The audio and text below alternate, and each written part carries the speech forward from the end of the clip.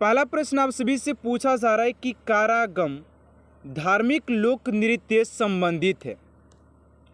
तो कारागम धार्मिक लोक नृत्य की बात करते कि किससे संबंधित हो जाएगा। ऑप्शन नंबर ए में केरल से, बी में तमिलनाडु से, सी में आंध्र प्रदेश से और डी में है कर्नाटक से। तो इस क्वेश्चन का राइट आंसर हो जाएगा आप सभी का ऑप्शन नंबर बी, यानी कि तमिलनाडु से संबंधित हो जाता है। ऑप्शन नंबर बी स्टूडेंट आप सभी का राइट आंसर हो जाएगा क्वेश्चन नंबर फर्स्ट का। चलिए अगले प्रश्न की ओर बात करते हैं। आप सभी का अगला प्रश्न क्या पूछा जा रहा है, ध्यान दीजिएगा। अगला प्रश्न आप सभी का पूछा जा रहा है कि निम्नलिखित में से किस महाद्वीप को मानव का घर कहा जाता है। निम्नलिखित में से किस महाद्वीप को मानव का घर कहा जाता है। ऑप्शन नंबर ए में एशिया, बी में यूरोप, सी में अफ्रीका और डी में ऑस्ट्रेलिया। तो इस क्वेश्चन का राइट आंसर हो जाएगा आप सभी का ऑप्शन नंबर ए, यानी कि एशिया महाद्वीप को मानव का घर कहा जाता है। तो ऑप्शन नंबर ए स्टूडेंट आप सभी का राइट आंसर हो जाएगा क्वेश्चन नंबर फर्स्ट का। चलिए अगले प्रश्न की ओर बात करते हैं। आप सभी का अगला प्रश्न क्या पूछा जा रहा है, ध्यान दीजिएगा। आप सभी का नेक्स्ट क्वेश्चन क्या पूछा जा रहा है। अगले प्रश्न की ओर बात करते हैं। अगला प्रश्न जो आप सभी से पूछा जा रहा है, यहाँ पर ध्यान दीजिएगा, करें कि सिंधु सभ्यता निम्नलिखित में से किस युग में पड़ता है। सिंधु सभ्यता निम्नलिखित में से किस युग में पड़ता है। ऐतिहासिक काल, प्रागैतिहासिक काल, उत्तर प्रागैतिहासिक काल या आदि ऐतिहासिक काल। तो थर्ड का जो राइट आंसर हो जाएगा आप सभी का ऑप्शन नंबर डी, यानी कि आदि ऐतिहासिक काल में हो जाएगा। ऑप्शन नंबर डी स्टूडेंट आप सभी का राइट आंसर हो जाएगा। चलिए अगले क्वेश्चन की ओर बात करते हैं। आप सभी का अगला प्रश्न क्या पूछा जा रहा है। चलिए अगले प्रश्न की ओर बात करते हैं। अगला प्रश्न आप सभी का पूछा जा रहा है यहाँ पर कि वह शासक जिसने एक सच्चे जैन मुनि की तरह उपवास के द्वारा शरीर त्याग दिया था। वह शासक जिसने एक सच्चे जैन मुनि की तरह उपवास के द्वारा शरीर त्याग दिया था, वो कौन था। बिंदुसार, अशोक, चंद्रगुप्त मौर्य या अन्य कोई था। तो फोर्थ का जो राइट आंसर हो जाएगा आप सभी का चंद्रगुप्त मौर्य। चंद्रगुप्त मौर्य एक ऐसा शासक था जो कि अपने सच्चे जैन मुनि की तरह उपासना के में अपने शरीर को त्याग दिया था। चलिए अगले क्वेश्चन की ओर बात करते हैं। आप सभी का 5 नंबर प्रश्न क्या पूछा जा रहा है, ध्यान दीजिएगा। एंड स्टूडेंट अभी तक आप सभी चैनल को सब्सक्राइब नहीं किए तो प्लीज स्टूडेंट चैनल को सब्सक्राइब कर साथ साथ बेल आइकन को प्रेस कर दीजिएगा, ताकि ऐसा मोस्ट इंपोर्टेंट क्लास स्टूडेंट आप तक सबसे जल्द पहुंचते रहे। चलिए 5 नंबर प्रश्न पूछा जा रहा है आप सभी से कि तराइन का प्रथम युद्ध 1191 ईस्वी में किसके मध्य लड़ा गया था। तराइन का प्रथम युद्ध 1191 ईस्वी में किसके मध्य लड़ा गया था। तो फिफ्थ का जो राइट आंसर हो जाएगा आप सभी का ऑप्शन नंबर बी, यानी कि मोहम्मद गौरी और पृथ्वीराज तृतीय के बीच लड़ा गया था। ऑप्शन नंबर बी आप सभी का राइट आंसर हो जाएगा। चलिए अगले प्रश्न की ओर बात करते हैं। आप सभी का 6 नंबर प्रश्न क्या पूछा जा रहा है। तो 6 नंबर क्वेश्चन आप सभी का कह रहा है कि ध्यान दीजिएगा कि 6 नंबर क्वेश्चन आप सभी से क्या पूछा जा रहा है। 6 नंबर क्वेश्चन कह रहा है कि अंग्रेजों ने फूट डालो और शासन करो की नीति कब अपनाई थी। तो अंग्रेजों के बारे में बात करते हैं कि अंग्रेजों ने फूट डालो और शासन करो की नीति कब अपनाई थी। तो 6 का जो राइट आंसर हो जाएगा आप सभी का ऑप्शन नंबर सी, यानी कि 1858 में। अगर स्टूडेंट आप सभी को किसी भी क्वेश्चन का अगर आंसर पता होता है तो आप लोग फटाफट कमेंट बॉक्स में लिख सकते हैं कि इस क्वेश्चन का राइट आंसर ये होना चाहिए, ठीक है ना। चलिए अगले क्वेश्चन की ओर बात करते हैं। आप सभी का अगला प्रश्न पूछा जा रहा है 7 नंबर, ध्यान दीजिएगा। तो 7 नंबर क्वेश्चन कह रहा है कि जलियांवाला बाग दुर्घटना किस सन में हुई है। तो जलियांवाला बाग दुर्घटना की बात करते कि किस सन में हुआ था। तो फटाफट इस क्वेश्चन का राइट आंसर दीजिएगा कि इस क्वेश्चन का राइट आंसर आप सभी का क्या हो जाएगा, क्योंकि ये काफ़ी सिंपल क्वेश्चन है। तो राइट आंसर हो जाएगा आप सभी का ऑप्शन नंबर बी, यानी कि 1919 ईस्वी में। ठीक है ना, 13 अप्रैल 1919 आप सभी का राइट आंसर हो जाएगा। चलिए अगले क्वेश्चन की ओर बात करते हैं। आप सभी का 8 नंबर प्रश्न पूछा जा रहा है। 8 नंबर क्वेश्चन कर रहा है कि यहाँ पर पूछा जा रहा है 8 नंबर प्रश्न कि प्रथम विश्व युद्ध के दौरान भारत में लोकप्रिय होने वाला आंदोलन था। प्रथम विश्व युद्ध के दौरान भारत में लोकप्रिय होने वाला आंदोलन कौन था? अलगाववादी आंदोलन, स्वदेशी या बहिष्कार आंदोलन, या होम रूल, या इनमें से कोई नहीं। तो 8 का जो राइट आंसर हो जाएगा आप सभी का ऑप्शन नंबर सी, यानी कि home rule. Option number C आप सभी का राइट आंसर हो जाएगा। चलिए अगले प्रश्न की ओर बात करते हैं स्टूडेंट। आप सभी का 9 नंबर प्रश्न पूछा जा रहा है। तो 9 नंबर प्रश्न आप सभी का कर रहा है कि भारत में खोजा गया सबसे पुराना शहर कौन सा था? भारत में खोजा गया सबसे पुराना शहर कौन था? सिंध, हड़प्पा, मोहनजोदड़ो, या पंजाब? तो 9 का राइट आंसर हो जाएगा आप सभी का ऑप्शन नंबर बी, यानी कि जो हड़प्पा सभ्यता था जो कि सिंधु नदी के तट पर मिला था। तो ऑप्शन नंबर बी आप सभी का राइट आंसर हो जाएगा। अगर हड़प्पा सभ्यता की बात करते हैं, चलिए अगले प्रश्न की ओर बात करते हैं। आप सभी का अगला प्रश्न क्या पूछा जा रहा है, ध्यान दीजिएगा। अगला प्रश्न आप सभी का 10 नंबर पूछा जा रहा है कि निम्नलिखित में से किस फसल का ज्ञान वैदिक काल के लोगों को नहीं था? निम्नलिखित में से ऐसा कौन सा फसल है जिसका ज्ञान जो वैदिक काल के जो लोग थे उनको इनका ज्ञान नहीं था कि यार कुछ ऐसे ही फसल होते हैं? तो 10 का जो राइट आंसर हो जाएगा आप सभी का ऑप्शन नंबर सी, यानी कि तंबाकू। तंबाकू एक ऐसा फसल था जिसका ज्ञान वैदिक काल के लोगों को नहीं था कि तंबाकू का फसल भी होता है, जिसमें कि चावल की खेती और गेहूं की बात की जाए तो उस समय था, लेकिन तंबाकू नहीं था। तो ऑप्शन नंबर सी आप सभी का राइट आंसर हो जाएगा। चलिए अगले क्वेश्चन की ओर बात करते हैं स्टूडेंट। आप सभी का नेक्स्ट क्वेश्चन क्या पूछा जा रहा है? 11 नंबर प्रश्न पूछा जा रहा है कि किस गुप्तकालीन शासक को कविराज कहा जाता है? किस गुप्तकालीन शासक को कविराज कहा जाता है?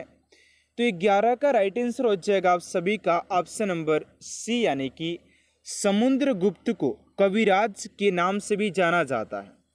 तो ऑप्शन नंबर सी आप सभी का राइट आंसर हो जाएगा। चलिए अगले क्वेश्चन की ओर बात करते हैं स्टूडेंट। आप सभी का अगला क्वेश्चन क्या पूछा जा रहा है? 12 नंबर प्रश्न पूछा जा रहा है कि मुजरिस किस राज्य का प्रमुख बंदरगाह था? मुजरिस किस राज्य का प्रमुख बंदरगाह था? चेर का, या कदम्ब का, या चोल का, या इनमें से कोई नहीं? तो 12 का राइट आंसर हो जाएगा आप सभी का ऑप्शन नंबर ए, यानी कि चेर आप सभी का राइट आंसर हो जाएगा। चलिए नेक्स्ट क्वेश्चन की ओर बात करते हैं। और आज की इस क्लास के अंदर आप सभी के टोटली 100 मोस्ट इंपोर्टेंट क्वेश्चन लिया गया, जो कि आप सभी के आने वाले एग्जाम के लिए काफ़ी ज़्यादा मोस्ट इंपोर्टेंट होने वाला। चलिए 13 नंबर प्रश्न पूछा जा रहा है कि गुप्त वंश का संस्थापक कौन था? तो गुप्त वंश की संस्थापक की बात करते हैं स्टूडेंट कि गुप्त वंश का संस्थापक कौन था? तो 13 का राइट आंसर हो जाएगा आप सभी का श्रीगुप्त। ऑप्शन नंबर ई आप सभी का राइट आंसर हो जाएगा क्वेश्चन नंबर 13 का। चलिए नेक्स्ट क्वेश्चन की ओर बात करते हैं। आप सभी का अगला क्वेश्चन क्या पूछा जा रहा है? नेक्स्ट क्वेश्चन है कि तैमूर के आक्रमण के बाद भारत में किस वंश का राज स्थापित हुआ? तैमूर के आक्रमण के बाद भारत में किस वंश का राज स्थापित हुआ? तो 14 का जो राइट आंसर हो जाएगा आप सभी का ऑप्शन नंबर ए, यानी कि सैयद वंश। सैयद वंश का राज क्या हुआ, स्थापित हुआ? तो 14 का जो राइट आंसर हो जाएगा आप सभी का ऑप्शन नंबर ए। चलिए नेक्स्ट क्वेश्चन की ओर बात करते हैं। आप सभी का अगला क्वेश्चन क्या पूछा जा रहा है? तो 15 नंबर प्रश्न कर रहा है कि अभिनव भारत नामक अंग्रेजी विरोधी संगठन की स्थापना की थी, किसके द्वारा किया गया था? तो 15 का जगह यानी कि वी.डी. सावरकर के द्वारा किया गया था। वी.डी. सावरकर के द्वारा किया गया था। ऑप्शन नंबर ए स्टूडेंट आप सभी का राइट आंसर हो जाएगा। चलिए नेक्स्ट क्वेश्चन की ओर बात करते हैं। आप सभी का अगला प्रश्न क्या पूछा जा रहा है? अगला प्रश्न करें कि किसने मोहम्मद अली जिन्ना को हिंदू मुस्लिम एकता का दूत कहा था? किसने मोहम्मद अली जिन्ना को हिंदू मुस्लिम एकता का दूत कहा था?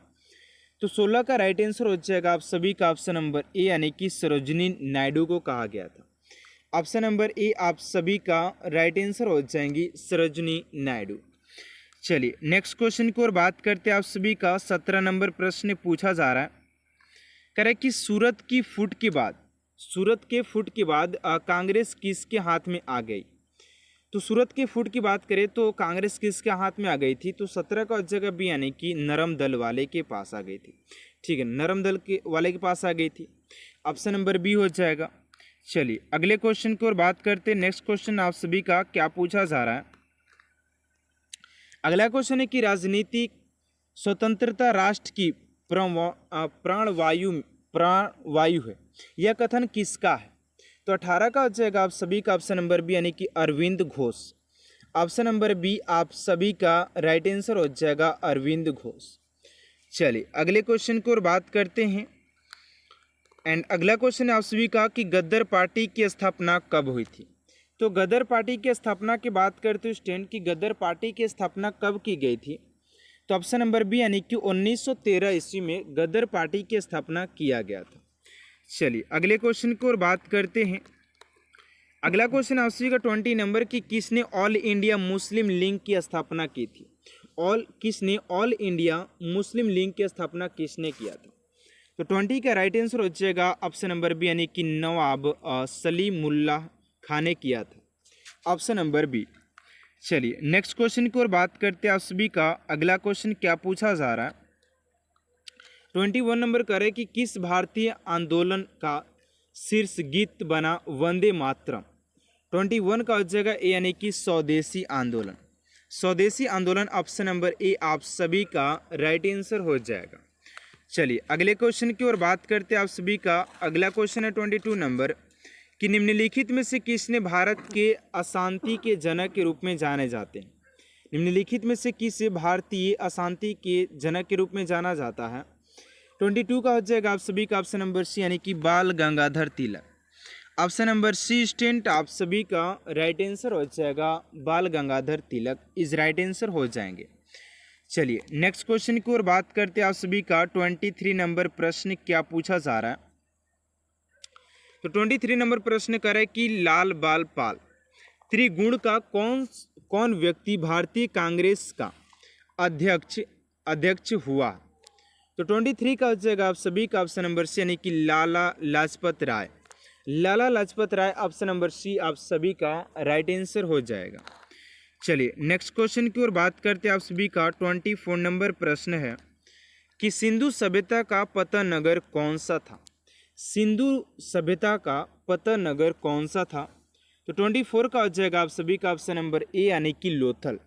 लोथल हो जाएगा ऑप्शन नंबर ए।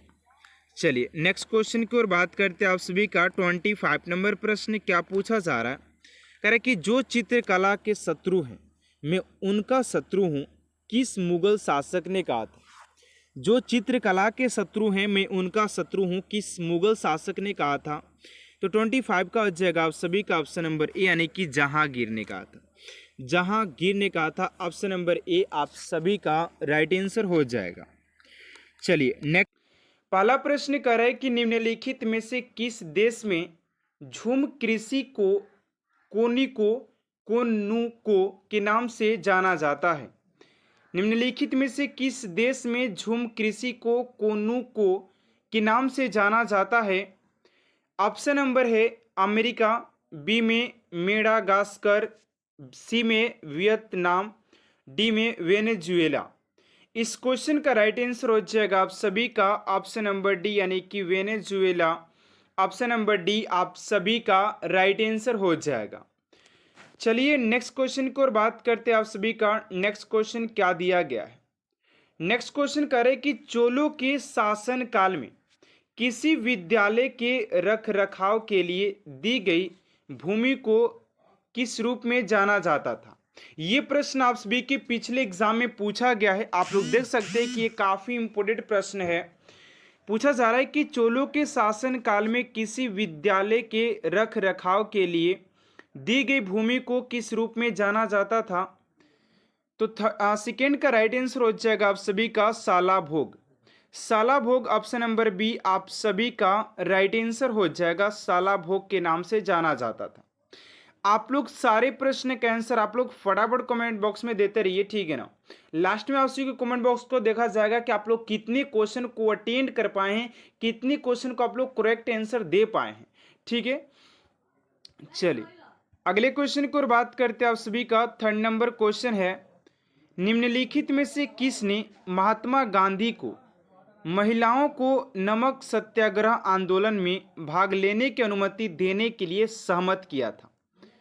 ऐसा कौन व्यक्ति था जिन्होंने महात्मा गांधी को महिलाओं को नमक सत्याग्रह आंदोलन में भाग लेने के लिए सहमत किया था? तो थर्ड का हो जाएगा आप सभी का ऑप्शन नंबर सी, यानी कि कमला देवी चट्टोपाध्याय। ऑप्शन नंबर सी आप सभी का राइट आंसर हो जाएगा। चलिए नेक्स्ट क्वेश्चन की ओर बात करते हैं, और उससे पहले आप सभी से एक छोटा सा रिक्वेस्ट है, स्टूडेंट अभी तक आप सभी चैनल को सब्सक्राइब नहीं किए तो प्लीज स्टूडेंट चैनल को सब्सक्राइब कर साथ साथ बेल आइकन को प्रेस कर दीजिएगा, ताकि ऐसा मोस्ट इंपोर्टेंट क्लास स्टूडेंट आप तक सबसे जल्द पहुंचते रहे। 4 नंबर प्रश्न है कि जैसा कि मार्च 2022 में अधिसूचित किया गया था कि भारत सरकार ने सहित अधिकांश राज्य में महात्मा गांधी राष्ट्रीय ग्रामीण रोजगार गारंटी योजना के तहत मजदूरी दर को संशोधित किया गया है। तो 4 का हो जाएगा आप सभी का ऑप्शन नंबर ए, यानी कि असम हो जाएगा। असम सहित अधिकांश राज्य में इसको संबोधित किया गया था। चलिए अगले क्वेश्चन की ओर बात करते हैं आप सभी का। 5 नंबर क्वेश्चन है, निम्नलिखित में से किस टीम ने 2021 तक आईपीएल की किसी एक पारी में सर्वाधिक रन बनाए हैं?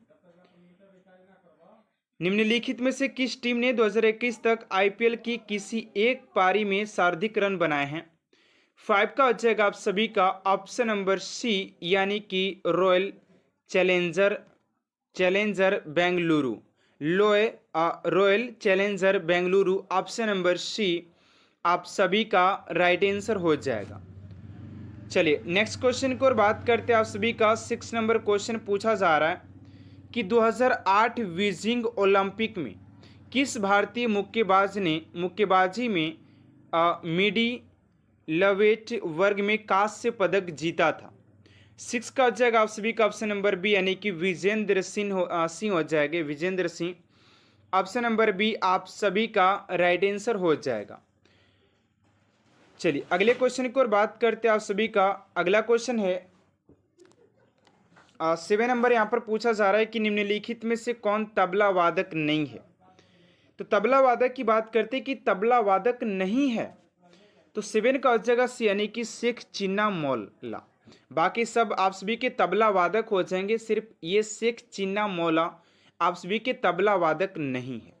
और आने वाले सारे प्रश्न आप सभी के लिए काफी ज्यादा इंपॉर्टेंट होने वाला है, तो वीडियो को एंड तक देखिएगा, क्लास को आप लोग एंड तक देखिएगा, ठीक है ना। चलिए अगले क्वेश्चन की ओर बात करते हैं। 8 नंबर प्रश्न है कि मानव शरीर की लार में निम्नलिखित में से कौन सा एंजाइम पाया जाता है जो स्टार्च को साधारण शर्करा में तोड़ देता है? 8 का हो जाएगा सी, यानी कि एमाइलेज हो जाएगा। ऑप्शन नंबर सी आप सभी का राइट आंसर हो जाएगा। चलिए अगले क्वेश्चन की ओर बात करते हैं। 9 नंबर क्वेश्चन है कि ग्रामीण रोजगार सृजन कार्यक्रम किस वर्ष शुरू किया गया था? तो फटाफट आप लोग कमेंट बॉक्स में आंसर देते रहिए। हर एक क्वेश्चन का मेरे बताने से पहले आप लोग कमेंट बॉक्स में आंसर लिख दीजिए, ठीक है ना, जिसके लिए आप सभी को समय दिया जा रहा है। तो 9 का हो जाएगा आप सभी का ऑप्शन नंबर डी, यानी कि 1995 में स्टार्टअप किया गया था, शुरू किया गया था 1995 में। चलिए अगले क्वेश्चन की ओर बात करते हैं आप सभी का। 10 नंबर प्रश्न की लोक नृत्य लंबाड़ी किस राज्य से संबंधित है? लोक नृत्य लंबाड़ी किस राज्य से संबंधित है? तो 10 का राइट आंसर हो जाएगा आप सभी का ऑप्शन नंबर सी, यानी कि Andhra Pradesh. Option number C आप चलिए अगले